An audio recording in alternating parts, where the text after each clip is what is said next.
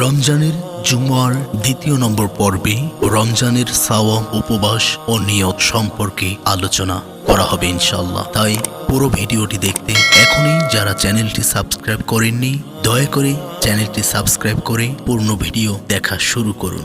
আমরা সর্বপ্রথম আল্লাহ রাব্বুল আলামিনের দরবারে শুকরিয়া জ্ঞাপন করছি। আমরা পড়ি আলহামদুলিল্লাহ, দরুদ ও সালাম প্রেরণ করি প্যারা হাবিবের শানে, পড়ছি সাল্লাল্লাহু আলাইহি ওয়াসাল্লাম। রমজান এমন একটা মাস যে মাসে আল্লাহ বান্দার জন্য রোজাকে ফরজ করেছেন। ইয়া আইয়ুহাল্লাযীনা আমানু কুতিবা আলাইকুমুস সিয়াম, হে ঈমানদারগণ, তোমাদের উপর রোজা ফরজ করা হয়েছে। সূরা বাকারা 183। রোজার উদ্দেশ্য কি? লাআল্লাকুম তাত্তাকুন, রোজার উদ্দেশ্য হলো যাতে তোমরা তাকওয়া অর্জন করতে পারো। রোজা শুধু না খেয়ে থাকা নয়, এটি আত্মার পরিশুদ্ধি। আমরা জানব সাওমের পরিচয় ও গুরুত্ব।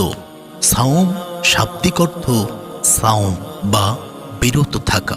শরীয়তের পরিভাষায় সুবহে সাদিক থেকে সূর্যাস্ত পর্যন্ত নিয়ত সহ পানাহার ও যৌনাচার থেকে বিরত থাকা। আমরা জানব রোজার ফজিলত। আসসিয়ামু লি ওয়া আনা আজসি বিহি, রাসূল সাল্লাল্লাহু আলাইহি ওয়াসাল্লাম বলেন, আল্লাহ বলেছেন, রোজা আমার জন্য, আমি এর প্রতিদান দেব। সহিহ বুখারী, সহিহ মুসলিম। মান সামা রমাদান ঈমানান ওয়া ইহতিসাবান গুফিরা লাহু মা তাকদ্দামা মিন যামবিহি, যে ঈমান ও সওয়াবের আশায় রোজা রাখে তার পূর্বের গুনাহ মাফ করা হয়। বুখারী ও মুসলিম। আমরা জানব রোজা ফরজ হওয়ার হিকমাহ। 1. তাকওয়া অর্জন। রোজা রাখলে বা সিয়াম সাধনা করলে তাকওয়া অর্জন হয়, আল্লাহর ভয় বাড়ে। 2. আত্মসংযম। রোজা রাখলে নিজেকে নিয়ন্ত্রণ করা যায়, নিজের আত্মাকে নিয়ন্ত্রণ করা যায়। 3. গরিবের কষ্ট অনুভব। রোজা রাখলে আমরা যেমন সারাদিন না খেয়ে থাকি, এতে আমাদের বোঝার আর বাকি থাকে না যে যারা দিনে একবেলা খায় বা খাইতেই পারে না তাদের কষ্ট এরকম হয়। 4. রোজা রাখলে নফসকে নিয়ন্ত্রণ করা যায়। নফস বারবার খাইতে চায়, কিন্তু আমরা নফসকে বাধা দিই। দুনিয়ার কোনো কেউ না দেখলেও যিনি দেখতেছেন তিনি আল্লাহ।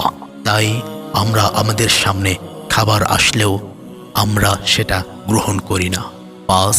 শয়তানকে দুর্বল করা।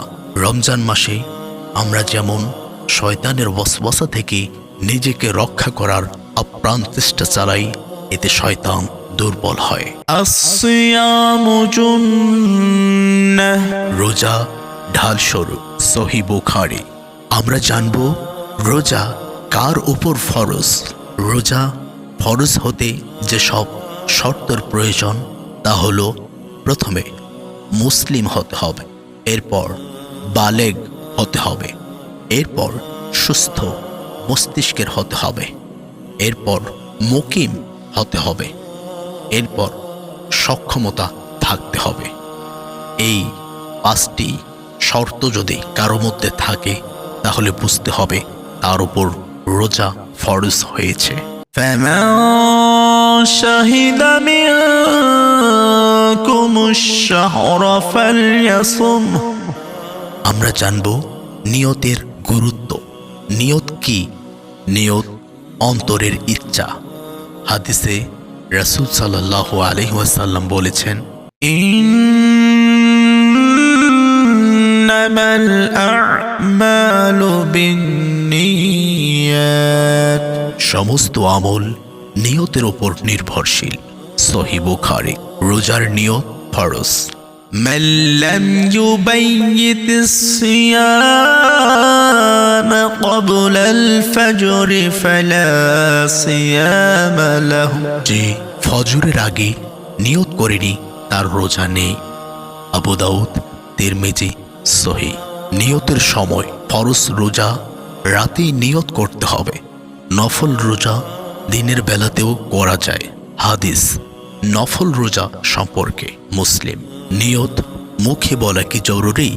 না, মুখে বলাটা জরুরি না, অন্তরের সংকল্পই যথেষ্ট। আমরা জানব সাহারি ও ইফতার সম্পর্কে, সাহারির গুরুত্ব। تسحروا فإن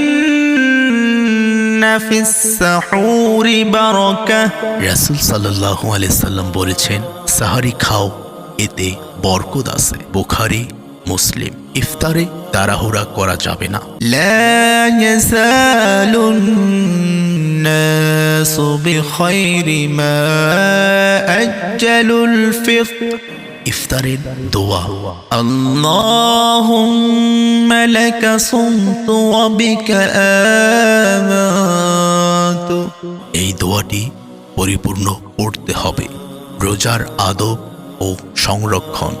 রোজা রেখে যা থেকে বাঁচতে হবে: 1. মিথ্যা, 2. গীবত, 3. অশ্লীলতা, 4. ঝগড়া।